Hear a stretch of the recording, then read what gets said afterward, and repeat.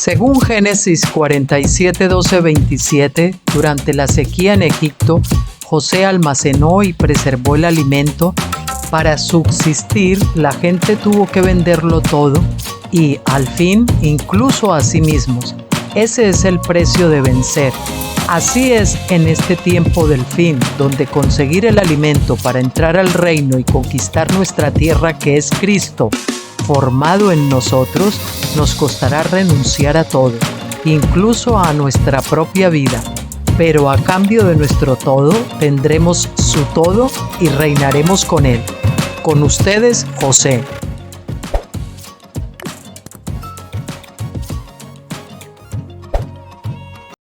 Hola, muy buenas tardes. Bienvenidos a todos a Graneros de José. Un gusto estar con todos ustedes de nuevo.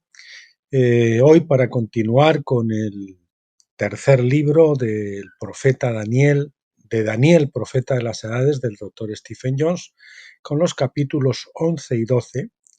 El capítulo 11 de hoy se titula La batalla de Panea. Decirles antes de comenzar que hoy es 22 de mayo, miércoles, y en España, aquí ahora en Baracaldo, Bilbao, son las 19:23. Comencemos. Antíoco III, el rey del norte, fue derrotado en Rafia, la batalla de Rafia, en el 217 a.C.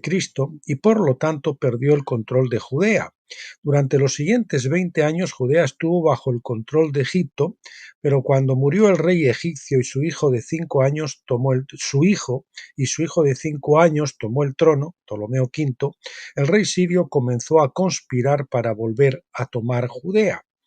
Daniel 11:13 profetizó eso diciendo: porque el rey del norte, es decir, Antíoco III, volverá a levantar una multitud mayor que la anterior y después de un intervalo de algunos años seguirá adelante con un gran ejército y mucho equipo. Bueno, ya saben que estamos viendo el tercer imperio, la tercera bestia, que es el imperio griego, que comienza con Alejandro Magno, pero que a su muerte se divide en cuatro de sus generales se los reparten, y bueno, al norte y al sur, que son los reinos que en los que se interesa especialmente el ángel que le da la profecía, pues es el reino del norte, sirio, y el reino del sur, Egipto, que son los que se disputan el territorio que está en medio, que es Judea, y eso es lo que estamos viendo ayer y hoy. En el año 2000 a.C., Antíoco III reunió un gran ejército y comenzó a reconquistar el territorio que había perdido antes. En el 198 derrotó al ejército egipcio en Panea, también deletreado Paneas, en la cabecera del río Jordán, y Judea se convirtió nuevamente en una provincia siria. Quizás sea significativo que esta batalla decisiva ocurriera en Panea. Por eso se llama la batalla de Panium o Paneas. El nombre moderno es Banias, con B, Banias. Tiene un enlace en Wikipedia por si quieren consultar. El rey del norte, dice el ángel, vendría con un gran ejército y mucho equipo. El equipo es probablemente una referencia al primer uso de la catafracta. ¿Qué es la catafracta? Pues una armadura de cuero o metal que llevaban tanto el jinete como el caballo. Este fue el precursor de los posteriores caballeros en Europa. Los catafractos eran caballeros con armadura completa que montaban caballos también con armadura completa. Daniel 11:14 continúa: y en aquellos tiempos muchos se levantarán contra el rey del sur, violentos de tu pueblo también se levantarán para cumplir la visión, pero caerán. Felipe V de Macedonia se había aliado con Antíoco desde el 203, cuando firmaron un acuerdo para ayudarse mutuamente a conquistar el territorio controlado por Egipto. Siria también recibió ayuda de los disidentes egipcios y, lo que es más importante, de los rebeldes de Judea, violentos entre tu pueblo, esos son los rebeldes de Judea, que estaban enojados con Ptolomeo por profanar el templo. Josefo nos dice: sin embargo, no pasó mucho tiempo después cuando Antíoco venció a Escopas, es decir, el general egipcio, en una batalla que se libró en las fuentes del Jordán, es decir en Panea, y destruyó una gran parte de su ejército. Pero después, cuando Antíoco sometió las ciudades de Coelsiria, que Escopas había tomado en su posesión, y Samaria con ellas, los judíos por su propia voluntad se acercaron a él y lo recibieron en la ciudad, Jerusalén, y le dieron abundante provisión a todos, a su ejército y a sus elefantes, y lo ayudaron de buena gana cuando sitió la guarnición que estaba en la ciudadela de Jerusalén. Eso lo tenemos en Antigüedades de los Judíos, libro 12, capítulo 3 y verso 3. El ángel habló de estos judíos como hombres violentos que tenían algún tipo de visión, entre comillas, que pensaban que podría cumplirse al ayudar a Antíoco a derrotar a Ptolomeo. De hecho, Antíoco los recompensó por su ayuda, pagó la reparación del templo y la ciudad que habían sufrido daños, la reparación del templo y la ciudad que habían sufrido daños por las guerras, les permitió la libertad religiosa. Incluso envió a 2000 familias judías como colonos a Lidia y Frigia para asegurar el gobierno de Siria, dándoles libertad de impuestos durante 10 años. Desde el punto de vista angelical, estos judíos intentaron cumplir la visión, pero cayeron o fracasaron a largo plazo. La visión en este caso fue la visión de la independencia y el establecimiento de las profecías sobre el reino de Dios. Por supuesto, toda esta buena voluntad fracasó unas décadas más tarde cuando Antíoco Epífanes revirtió la política de su padre e intentó reemplazar la cultura judía con la cultura griega y convertir a los judíos a la religión griega del epicureísmo. Para lograrlo, convirtió el templo de Jerusalén en un santuario dedicado a Zeus, desencadenando una revuelta que provocó la independencia de Judea durante 100 años. 100 años que después se le han reintegrado ahora, estos últimos 100 años, en el cautiverio a Misterio Babilonia, que eran esos 100 que se le restaron al tiempo de dominio del Imperio griego. En Daniel 11, del 15 al 16, el ángel luego habló de la captura de Panea y la posterior ocupación de Judea. Dice así: entonces vendrá el rey del norte, levantará un montículo de asedio, una rampa de esa de asedio, y tomará una ciudad bien fortificada, que es la ciudad de Panea, y las fuerzas del sur no se mantendrán firmes, ni siquiera sus tropas más selectas, porque no habrá fuerza para resistir.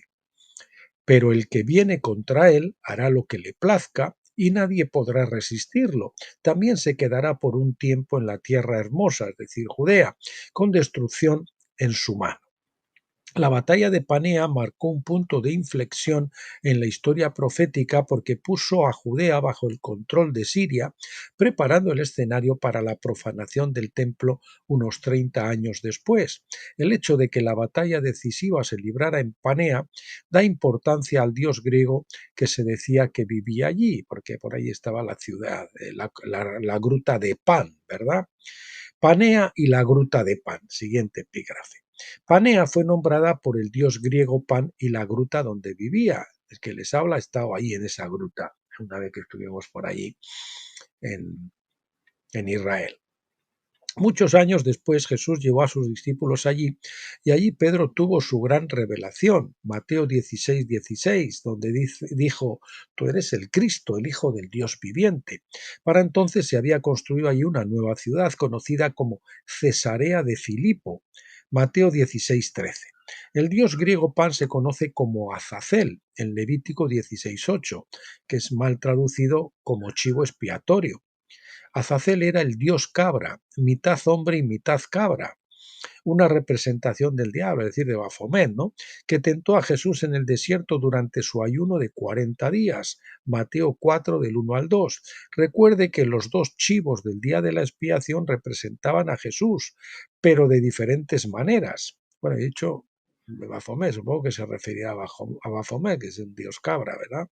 También se lo representan así. Jesús fue el primer chivo que era para Yahvé, pero también fue el segundo chivo que era para Azazel. O sea, Jesucristo es el antitipo de los dos.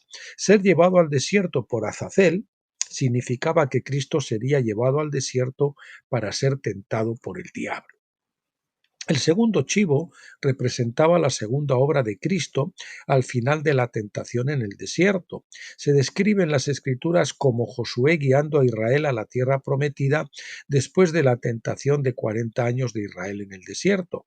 Se cumple en el tiempo del 40º jubileo de la Iglesia, el 40º jubileo que la Iglesia ha pasado en su propio desierto, que también el tipo de los 40 años del reinado de Saúl, 40 jubileos del 33 a 1993 después de Cristo.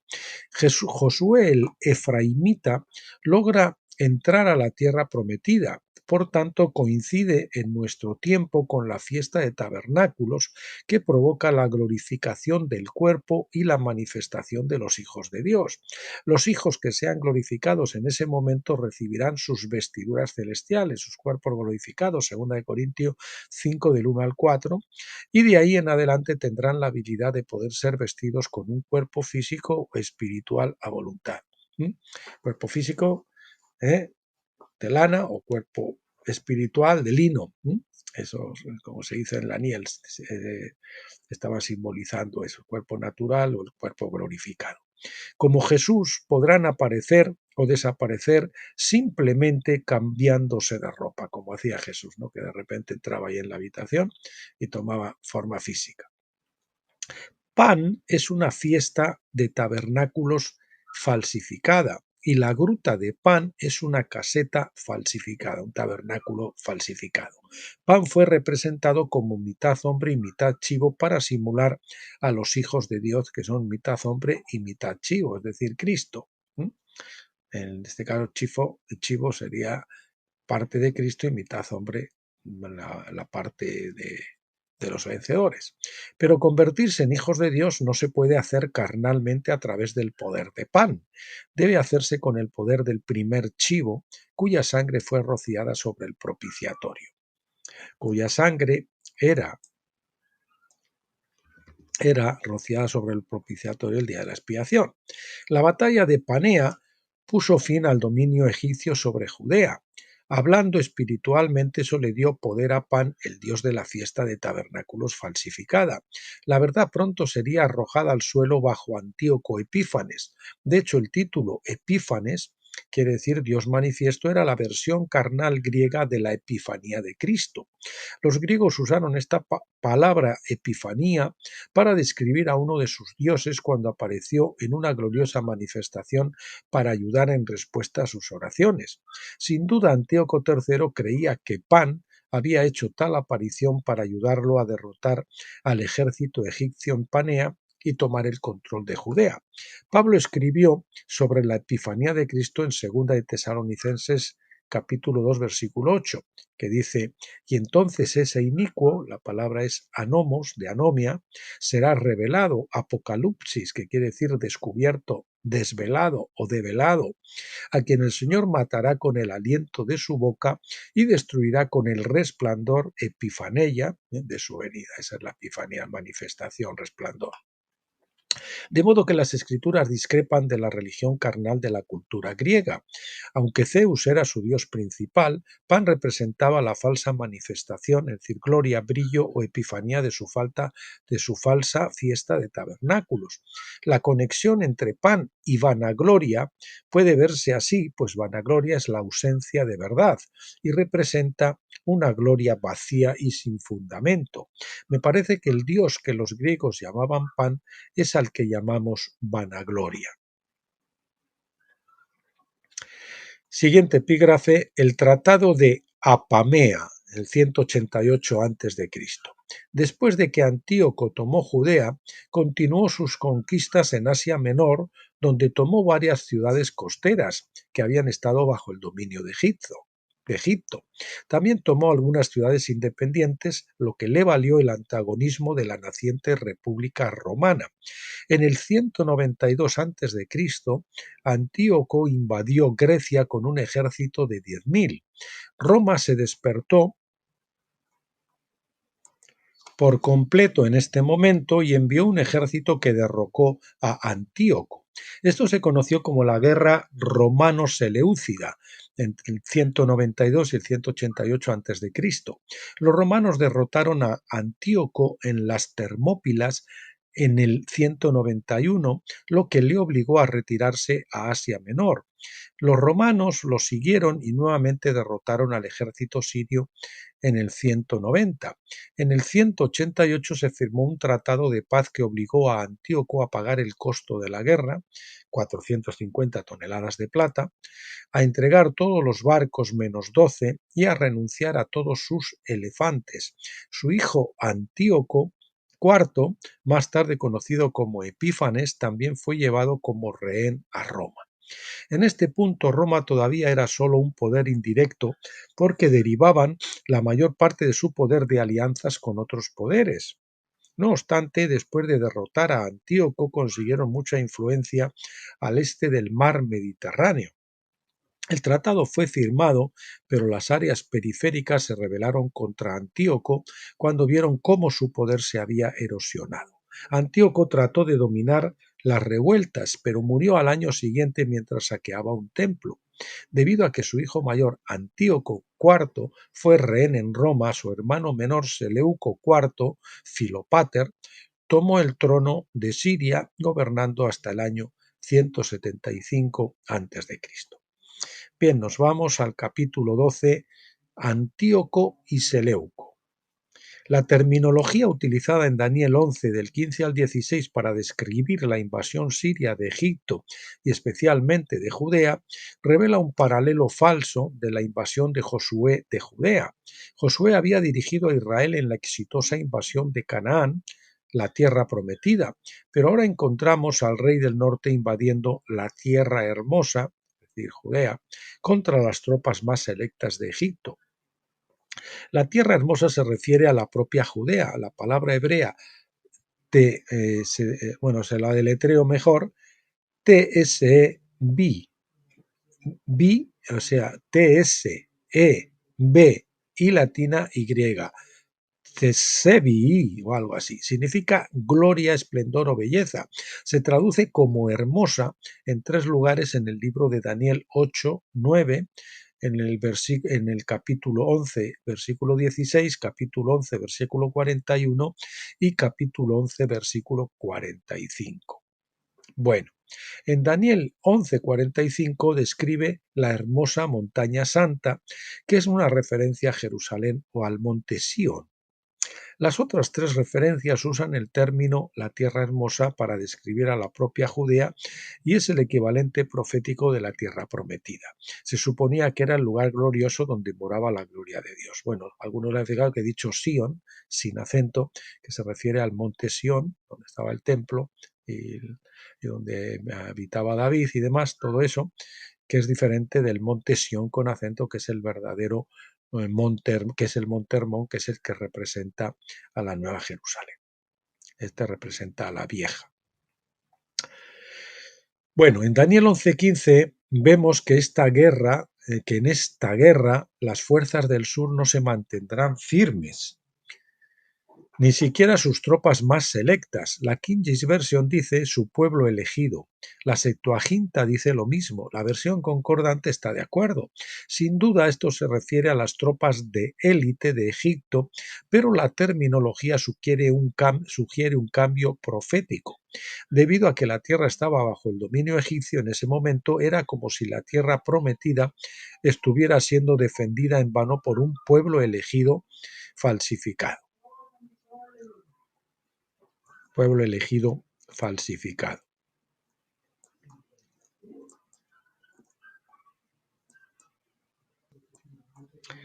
Hablando metafóricamente, Egipto representa el mundo, sus caminos carnales y la esclavitud de la carne.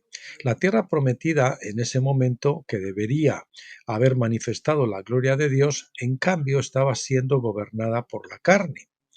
Ciertos judíos violentos que eran religiosos, pero de mentalidad carnal, pensaron que podían cambiar su situación y cumplir la visión del reino apoyando a los sirios en esta guerra.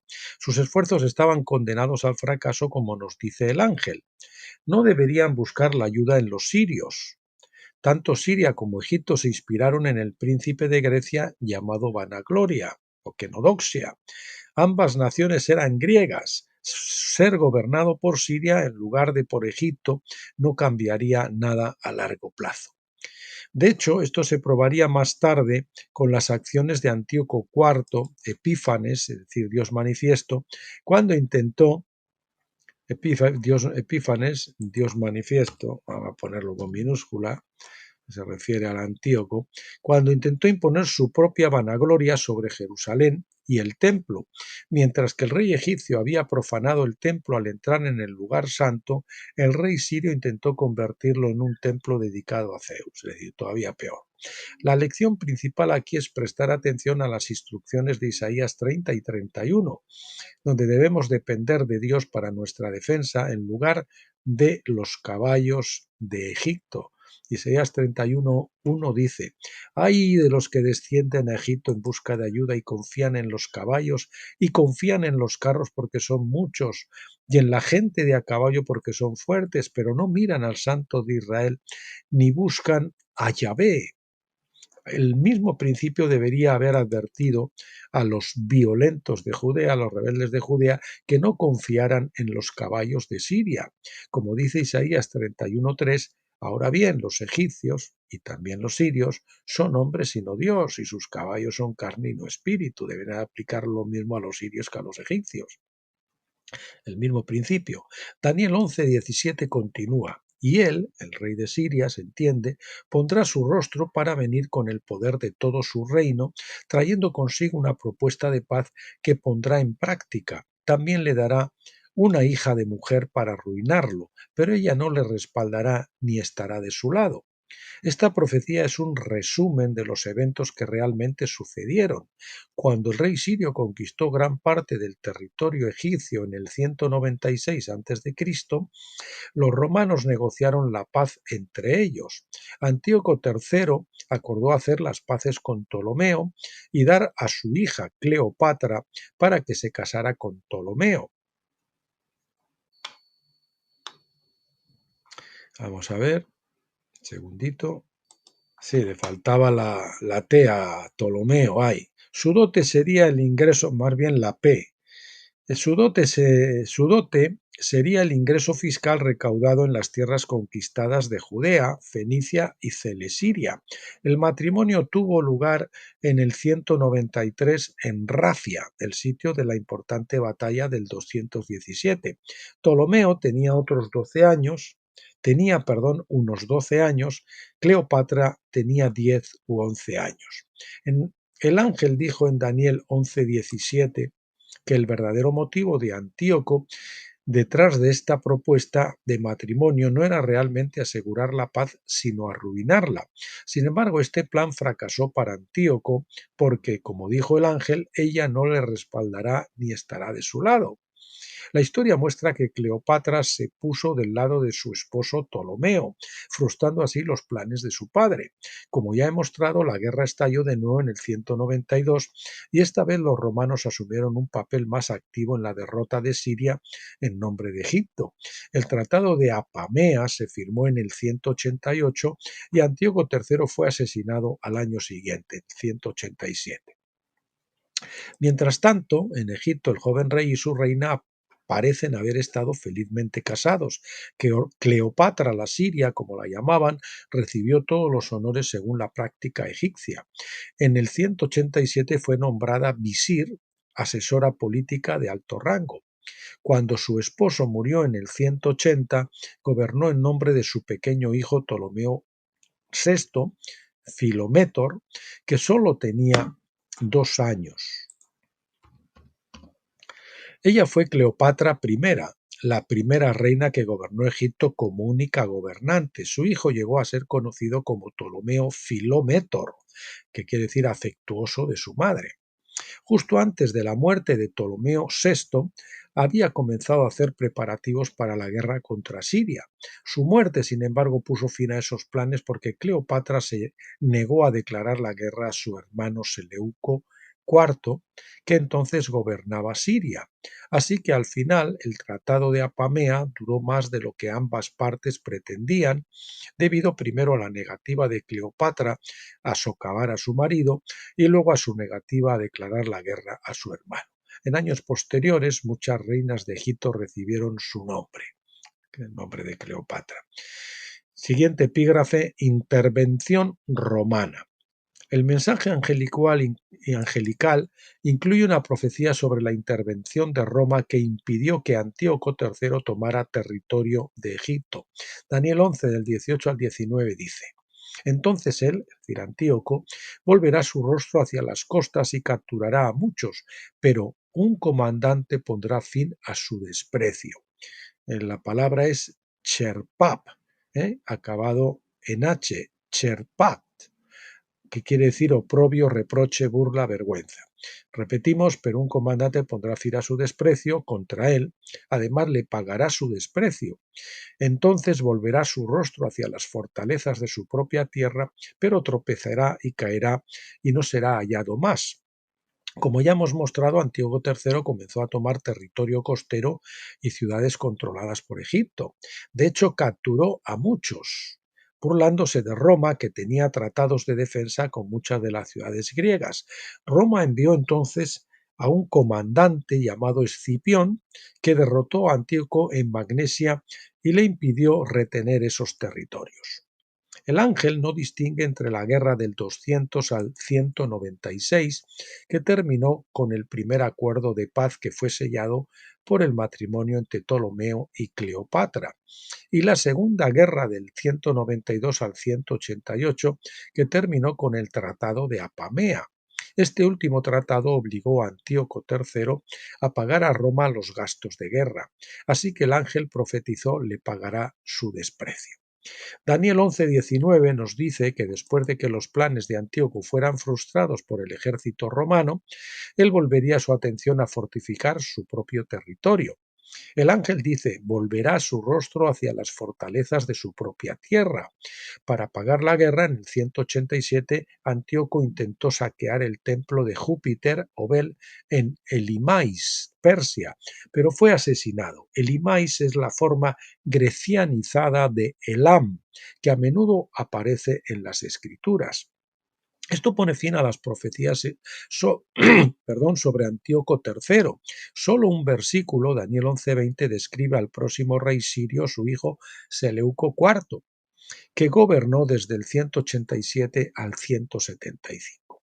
Siguiente epígrafe: Seleuco IV, el recaudador de impuestos. Daniel 11:20 dice: entonces en su lugar se levantará uno que enviará un opresor, la palabra es nagas, que quiere decir capataz, recaudador de impuestos, a través de la joya.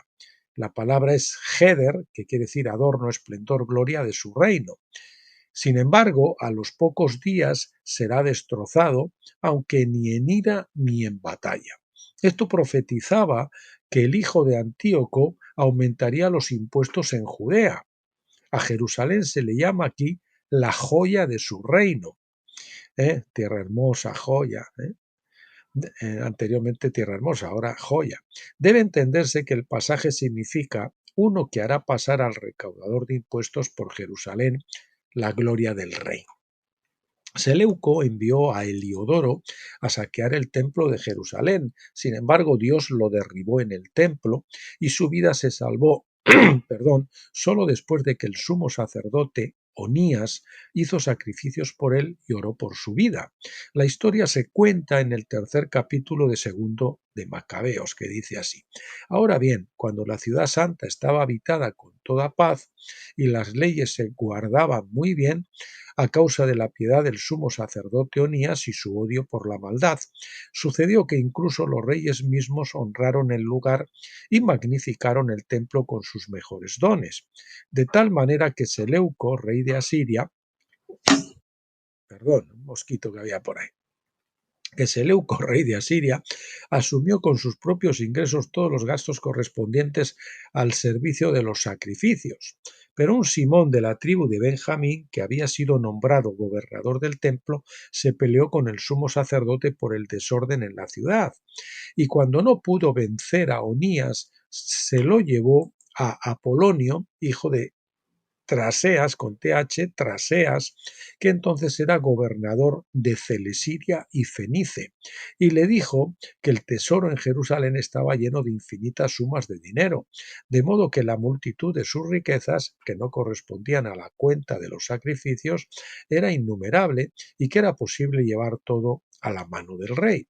Cuando Apolonio llegó al rey y le mostró el dinero del que se le había dicho, el rey eligió a Heliodoro, su tesorero, y le envió con el mandamiento de que le trajera el dinero antes mencionado. Heliodoro fue a Jerusalén y Onías le dijo que el templo contenía 400 talentos de plata y 200 talentos de oro. Esto era para el alivio de las viudas y los huérfanos, pero gran parte era propiedad de Hircano, hijo de Tobías, un hombre de gran dignidad, y no como el malvado Simón había malinformado. Segundo de Macabeos 3:11. Dice, dice así, pero Heliodoro, a causa del mandamiento que el rey le había dado, dijo que de cualquier manera debía llevarse al tesoro del rey. Así que el día que él señaló entró para ordenar este asunto. Por tanto, no hubo poca agonía en toda la ciudad. Entonces pidieron al Señor Todopoderoso que mantuviera las cosas confiadas a salvo y seguras para aquellos que las habían comprometido. Sin embargo, Heliodoro ejecutó lo que estaba decretado, y estando él allí presente con su guardia alrededor del tesoro, el Señor de los Espíritus y el Príncipe de todo poder hizo una gran aparición, de modo que todos los que presumían de entrar con él se asombraron del poder de Dios, y se desmayó y tuvo mucho miedo, porque se les apareció un caballo con un jinete terrible sobre él, y adornado con una hermosa manta, y él corrió ferozmente y golpeó a Heliodoro con sus patas delanteras, y parecía que el que estaba sentado sobre el caballo tenía un arnés completo de oro. Además, aparecieron ante él otros dos jóvenes, notables en fuerza, excelentes en belleza y bellamente vestidos, que estaban junto a él a ambos lados, y le azotaban continuamente y le hacían muchas llagas. Y Heliodoro cayó repentinamente a tierra y fue rodeado por una gran oscuridad, pero los que estaban con él lo llevaron y lo pusieron en una litera. Entonces enseguida algunos de los amigos de Heliodoro le rogaron a Onías que pidiera al Altísimo que le concediera la vida, que estaba dispuesto a entregar el espíritu. Entonces el sumo sacerdote, sospechando que el rey no malinterpretara que los judíos habían cometido alguna traición a Heliodoro, ofreció un sacrificio por la salud del hombre. Mientras el sumo sacerdote estaba haciendo una expiación, apareció el mismo joven con la misma ropa y se paró junto a Heliodoro diciendo: Dale muchas gracias al sumo sacerdote Onías, porque por él el Señor te ha dado la vida, y habiendo sido azotado desde el cielo, declara a todos el gran poder de Dios. Y cuando hubieron dicho estas palabras, no aparecieron más. Heliodoro luego regresó para dar su informe a Seleuco. Sugirió que si el rey tenía enemigos debería enviarlos a confiscar el tesoro en el templo, donde podrían ser azotados divinamente así como él lo fue. 3 años después Heliodoro asesinó al rey con veneno y tomó el trono. Sin embargo, el hermano de Seleuco, Antíoco, derrocó a Heliodoro, asesinó al hijo pequeño de Seleuco y tomó el trono para él.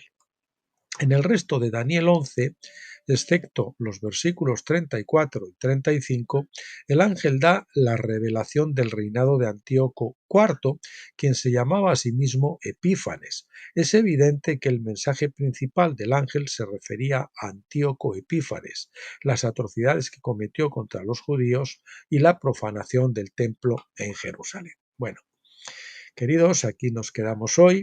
La próxima vez que abordemos el libro este de Daniel, nos iremos al capítulo 13 y en función de su extensión, pues probablemente será el 13 y el 14 como acostumbramos.